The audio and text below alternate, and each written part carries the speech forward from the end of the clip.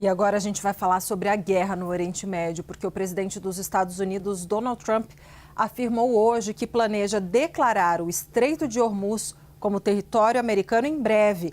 A gente vai direto para Nova York conversar com a Priscila Yazbek, que tem detalhes sobre essa declaração de Donald Trump. Priscila, boa tarde novamente.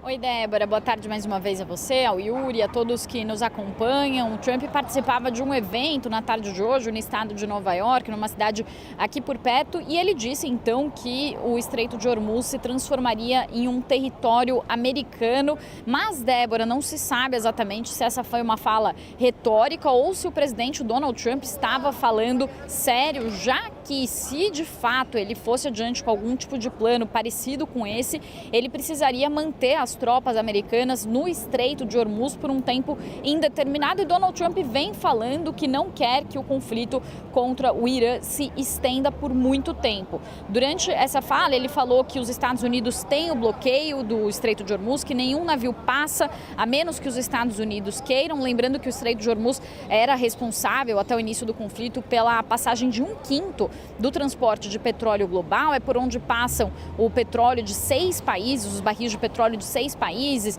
principalmente da Arábia Saudita e do Iraque, com destino ao resto do mundo. E o Donald Trump disse que o Irã não tem o controle do estreito, que os Estados Unidos que têm o controle total, e que em algum momento talvez o Irã faça alguma coisa e aí eles serão destruídos. E ele disse: neste momento estamos em uma posição muito boa. Fato é que a situação é bastante complexa nessa via no Estreito de Hormuz. As empresas que passam por ali temem ataques por parte do Irã, que tem feito inclusive ataques com drones sem necessidade de grandes embarcações, de um grande aparato ali naval para fazer esse tipo de ataques. E inclusive há relatos de ataques recentes a embarcações. Apenas 14 embarcações cruzaram o estreito nessa terça-feira, em comparação com cerca de 120 navios que passavam pelo estreito antes do conflito. Também vale falar que alguns desses navios já foram atacados aí recentemente, então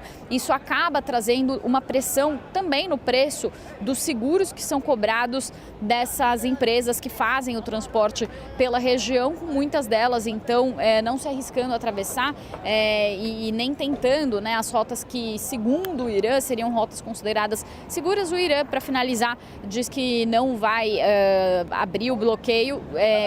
O Irã diz que não vai retirar esse bloqueio enquanto os Estados Unidos também não retirarem o bloqueio a navios que chegam também aos portos iranianos. Eu volto com vocês.